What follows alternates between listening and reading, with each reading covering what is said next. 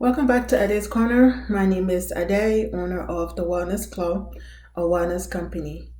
This channel, Ade's Corner, is a part of the company that is focusing on disabilities, disability advocacy. If this is your first time, let me just start off by thanking you so very much for checking us out.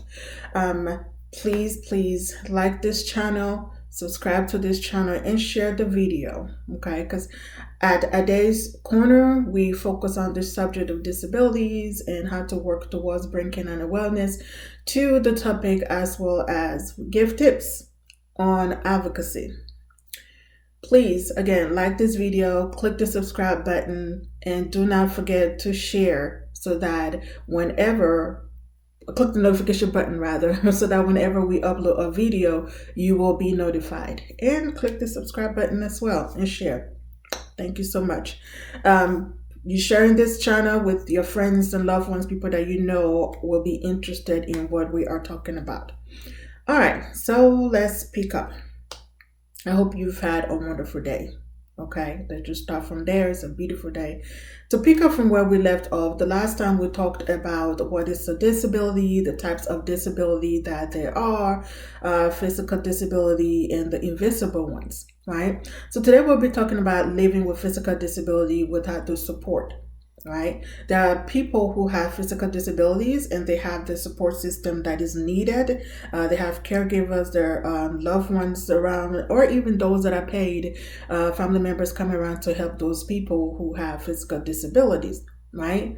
Now, there are others who do not have the support that they need. Oftentimes, those are adults with physical disabilities who live in their own homes, or for whom their caregiver is no longer there, deceased, or they don't have the means to get another one. Nonetheless, I want us to be aware that not all people who have physical disabilities have the support for them. Okay, and it can be your neighbor or someone that you know or that you see out, not physically know them as in you're well acquainted, but at least you have an idea. All right. Now, this can also be true for young adults who have physical disabilities but do not have the means or do not have the support that they need, a home, someone to come and assist them, etc., etc. Today, our main focus is going to be on invisible disabilities. As the name suggests, this is a disability, or these are disabilities that you cannot physically see. Unless the person tell you, you won't be able to see it. Examples of non-visible disabilities are anxiety disorder, attention deficit disorder, which is ADD, or the attention deficit disorder hyperactivity, which is ADHD.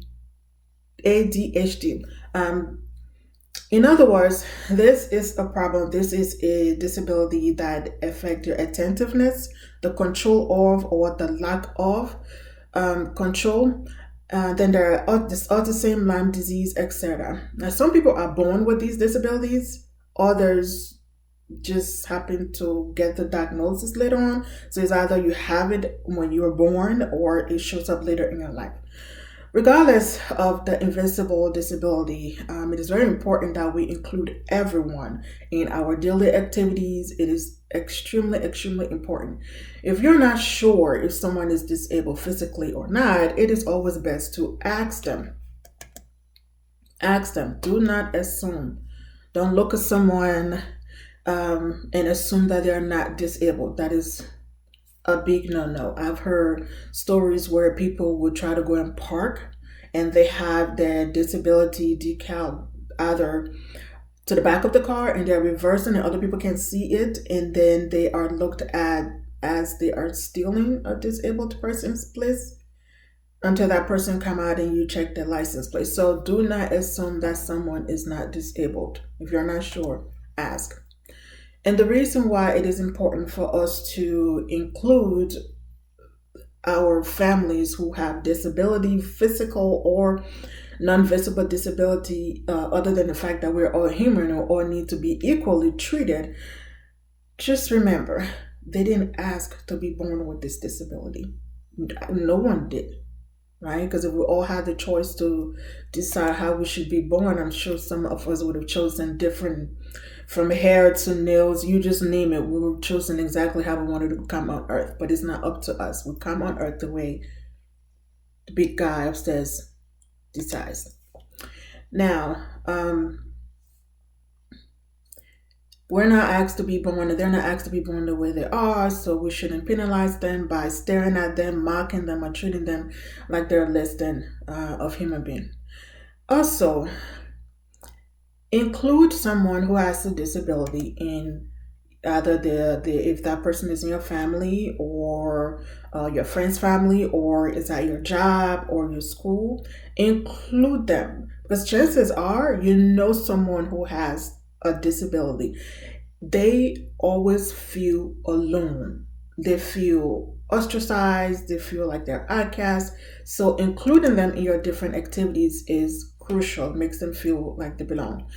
Do you know, by the way, that according to the Behavior Risk Factor Surveillance System in the 2016 survey that they did, that there's 1 in 4 adults that's disabled?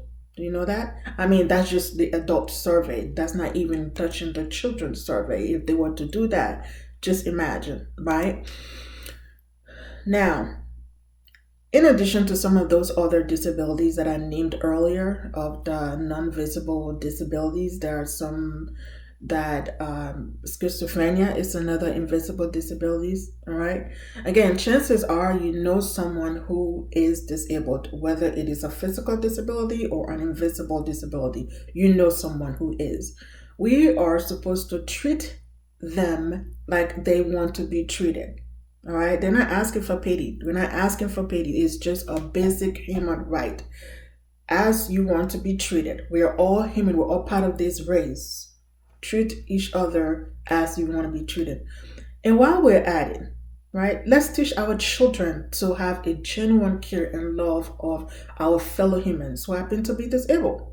Let's teach them how to advocate. Let's teach them how to speak up for those who cannot otherwise speak for themselves. Let's teach them. And another big thing, please stop staring. Teach your kids not to stare. Adults, don't stare. How would you feel if someone just stared at you? I mean, how would you feel? I guarantee you won't like it. Please. Whether they are visibly disabled or not, please let's not stare. If we all begin to care for each other, I mean, truly like human beings, our children, our sisters, brothers, aunties, uncles, our cousins, whatever, if we truly genuinely begin to care for one another, no one will feel alone. They will not feel like outcasts. People who have physical or non-physical disabilities will not feel like that. I just wanted to bring this information to you. All right. If you have any questions, just leave a comment, send me a message. Again, please share this video. Please like this video, subscribe to it so that when I upload more videos, you will get the notification. Share this video with family and friends that you know have children with disabilities or aren't sure if they have disabilities. I will be dropping tips on how to advocate and what to look for. If you need help, if you are a parent or a loved one who have or 1 or 2 people or just anyone that you know of that has a disability and need help in advocating for them, I'm going to put a link below. I have an ebook that I wrote. It's just 5 simple steps in advocating for your loved ones. If you have any questions or any concerns or anything you want me to talk about, let me know. All right. Thank you again for visiting at this corner. I hope you have a blessed day. Bye.